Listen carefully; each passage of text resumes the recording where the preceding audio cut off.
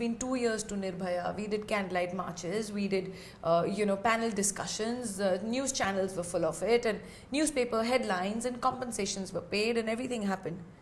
Then what? Has there been any improvement in 2 years?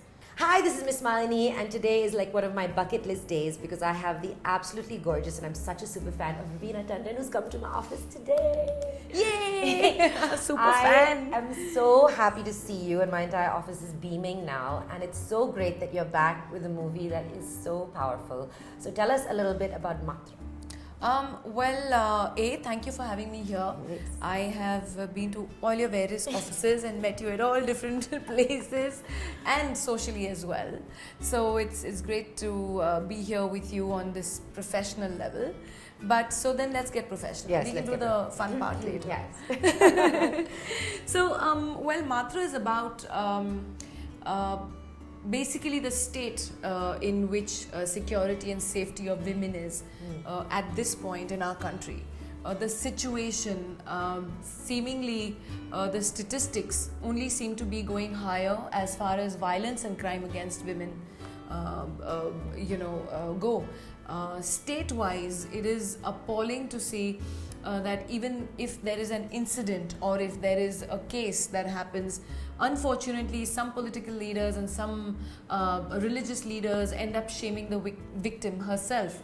So I think it's a double dose of trauma for any victim, and most of the victims shy away then to come forth and actually register the cases.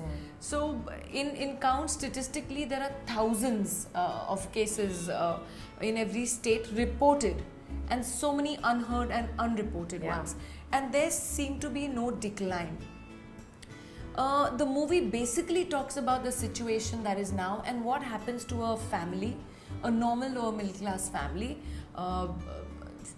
My character Vidya is a teacher, and she has a typical small family, a daughter and a husband, and what happens to them and the aftermath of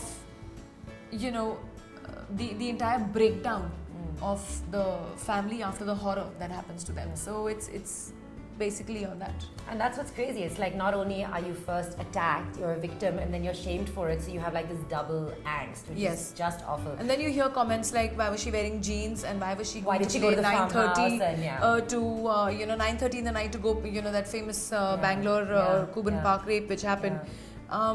Questions were raised that why did she go at 9:30 in the night to play tennis, and that too from one of the state ministers.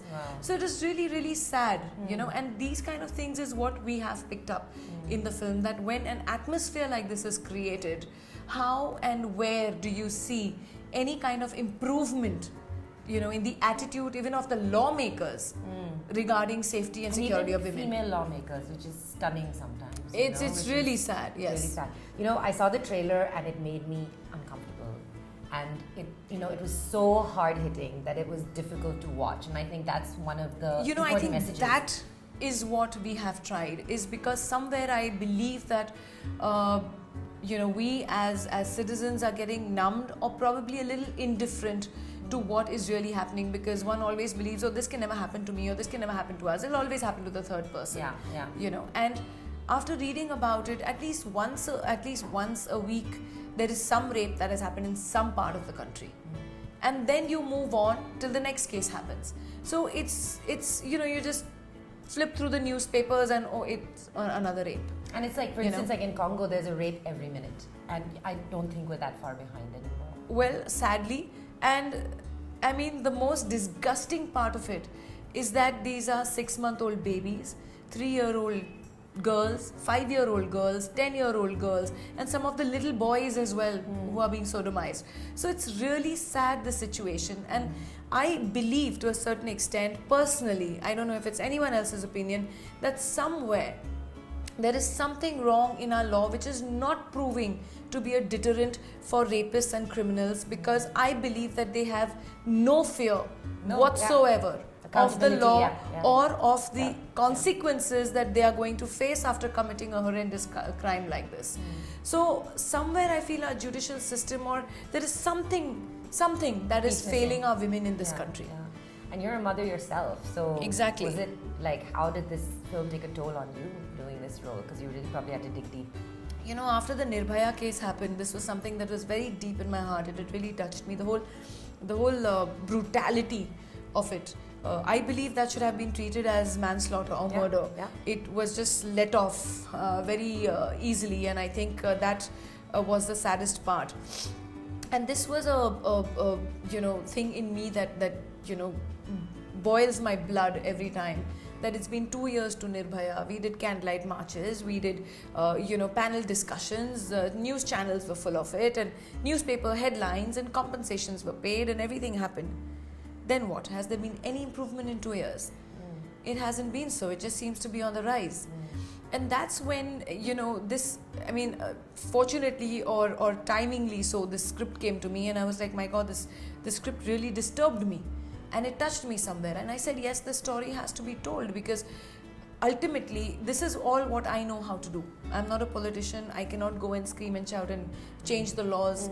I'm not a lawmaker. This is the medium that I know how to reach out to people, because if I have made a film like this, you have called me here for an interview.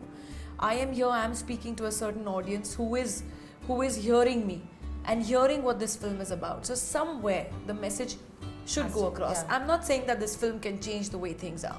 It cannot. And neither what we've shown in the film I condone. I don't condone. I don't say ever anyone should take law into their own hands. But the very fact that there's a tide that needs to start turning towards, you know, the awareness of it. Even. Exactly. And you know, so the thing is, a lot of people watch and, you know, see these things, and even I sometimes feel like, what can I do? And so what do you, for instance, what do you tell your daughter? How would she, you know, deal with a situation like this? How can she keep herself safe? And, you know, it becomes that double-edged sword where you're like, okay, don't do these things that are going to attract that attention, but you don't want to say that either, you know. No, I don't think so. I don't think anyone should change the way they live their life. I want to live in a land where my daughter can be liberal, walk free, and doesn't have to live wearing a tent. You know, so I am not that kind of a person at all who would. But yes, I've also heard people say, oh, we must teach our girls self-defense and this and that. All that is fine. Yeah. But I do believe what we need to be is alert. What we need to be is at that time in a situation where we can talk ourselves out of it or use our brains. Because only self-defense is not going to help you if there are 10 men standing in front of you. That cannot help you. You've got to know where you're putting yourself in what situation. And I guess more people have to come out and say it, because if everyone said it, yes, I believe that the country would come to a point where, you know, we have to do something. Exactly. And the other alternative, I also do believe that it's very easy only to blame the men or everything. But you know what has been so amazing is that most of these trailer links and on social media where these debates have started, they're these young boys who are discussing. That's awesome. That, you know, that this is not what should happen, and this is what I appeal to all the boys in every workplace, that be concerned for the safety of your colleagues, your friends, whether it's in the hostel, it's in a classroom, it's in a college, or it's at a workplace. You should also contribute towards their safety. Be concerned. Talk to them on the phone if they're traveling late in the night by cab till they reach home. Take the numbers down. Take the pictures of the license plate. Do things like that. Take the driver's number. Be alert. Be concerned. Or see to it that they're not unescorted. So this is where even our boys can help. And the fact that they have to realize also, as far as women we are concerned, it depends on the atmosphere in our homes as well. Whether they are younger brothers, or they are our fathers, or they are elder brothers, or they are our sons. We have to teach our children right from the beginning compassion, kindness, and to take care and to protect the weak. And it starts even from simple things, right? Like, oh, she shouldn't go to school and you should. Like, just even those little Very things. simple things where in most of our rural areas, or it's still the preference given to the boy child. But besides that, I've seen it happen in cities as well. And I'm not saying preference, but the very fact that teach your children compassion. Teach them to protect the weaker. And I'm saying not only weaker that, oh, the weaker sex, only women, but even boys who are weaker, who are getting bullied in class, or the ragging takes place. Be the voice, stand up for it. You know, support these people. So that comes from childhood, when you teach your children since they are young, that the girl next to you is somebody's daughter, is somebody's sister. Tomorrow being, can be, you know, exactly, can be somebody's wife, can be somebody's mother. So you have to give her that love and respect. And that is very important in an upbringing also. You know, I was at a panel discussion a few days ago. A very interesting point, a doctor this was for She's Ambassador, I'm one of the ambassadresses for the campaign. And there was a doctor there, and she had a very important point to make. She said most of, like just what you said, that maybe you should be conscious of what you're wearing.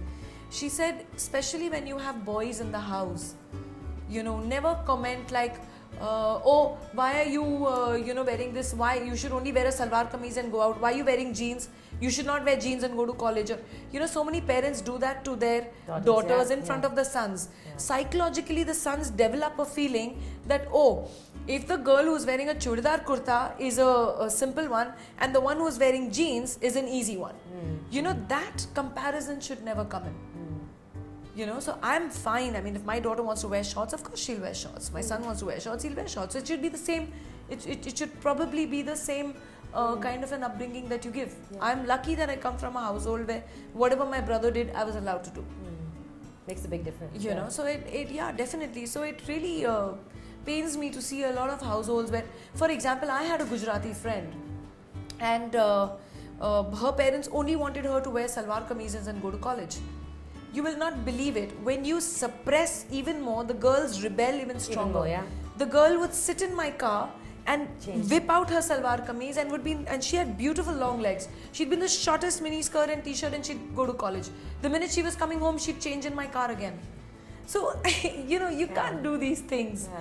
This is not the correct upbringing that you give your kids.